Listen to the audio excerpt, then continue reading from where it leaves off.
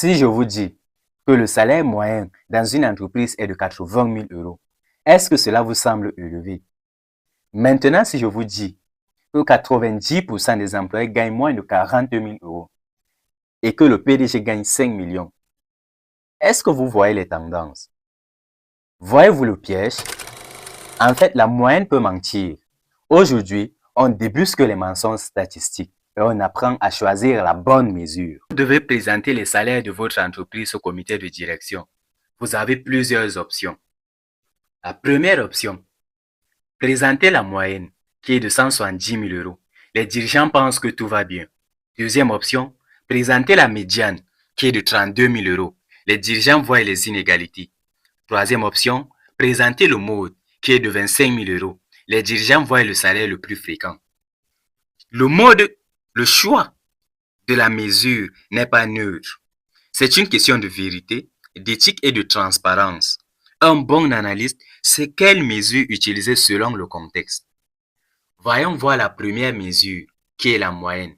La moyenne est une somme de toutes les valeurs divisées par le nombre total de valeurs. C'est la mesure la plus courante. Elle se note mu lorsqu'il s'agit de la population et X bar lorsqu'on parle de l'échantillon. Sa formule est simple. X bar égale à X1 plus X2 jusqu'à Xn, le tout sur n. N représente ici le nombre total d'observations. Quand est-ce qu'on utilise la moyenne? Pour les distributions symétriques, c'est-à-dire en forme de cloche, pour les distributions où il y a absence des valeurs extrêmes et pour les données quantitatives de préférence continue. Voyons voir un exemple concret. On nous présente les salaires dans une entreprise. 7 salaires où on a 25K, 28K, 30K, 32K, 35K, 40K et 1000K. La moyenne ici est égale à la somme de tous les salaires divisé par le nombre total d'individus que se trouvent dans cette entreprise. Et on trouve 170K.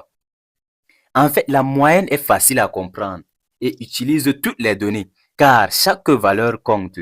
La moyenne reste stable d'un échantillon à un autre lorsque la distribution est normale.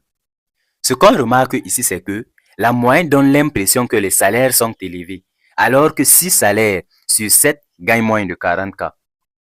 Donc la moyenne reste très sensible aux valeurs extrêmes que sont les outliers et peut être trompeuse pour les distributions asymétriques. La deuxième mesure, qui est la médiane. La médiane est la valeur qui sépare la distribution en deux parties égales, soit 50% des valeurs sont en dessous et 50 autres % des valeurs sont au-dessus. Le principe est simple. Pour trouver la médiane, on trie les données par ordre croissant. Si le nombre total des données est impair, alors la valeur qui se trouve au milieu, c'est-à-dire à la position n plus 1 sur 2, est considérée comme étant la médiane.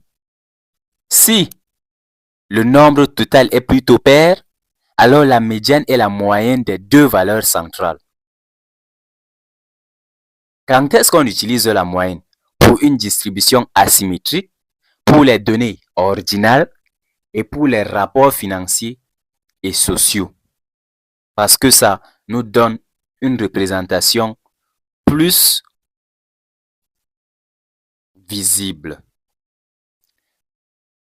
Donnons un exemple de calcul de la médiane. On nous donne les mêmes salaires, mais cependant triés par ordre croissant.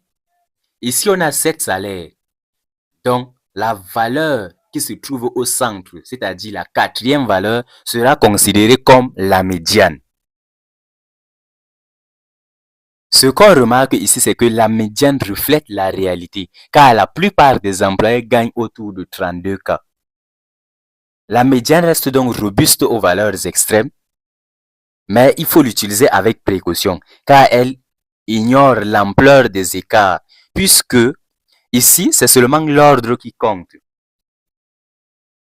Passons à la troisième mesure, qui est le mode.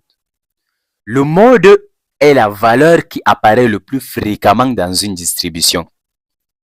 Une distribution est dite unimodale lorsqu'il y a un seul pic bimodal lorsqu'il y a 2 pics, multimodal lorsqu'il y a 3 ou plusieurs pics.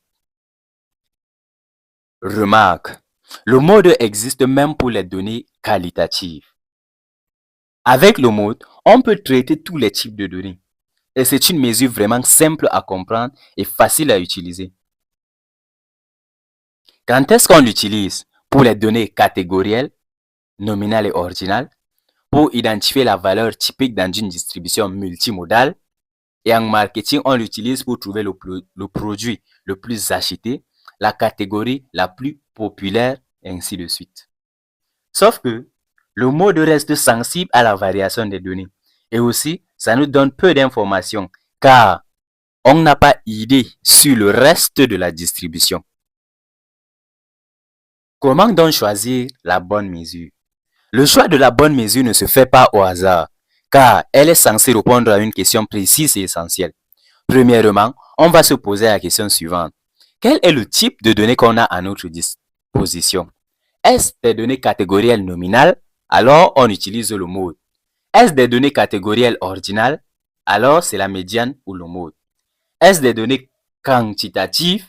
Là, on passe à la deuxième étape, qui consiste à voir quelle est la forme de la distribution. Si c'est une distribution symétrique, c'est-à-dire qu'il n'y a pas de valeurs extrêmes, alors on utilise la moyenne.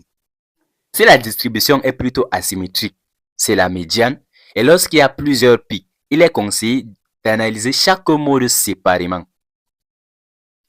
La troisième question qu'on se pose pour le choix de la mesure, c'est l'objectif de l'étude.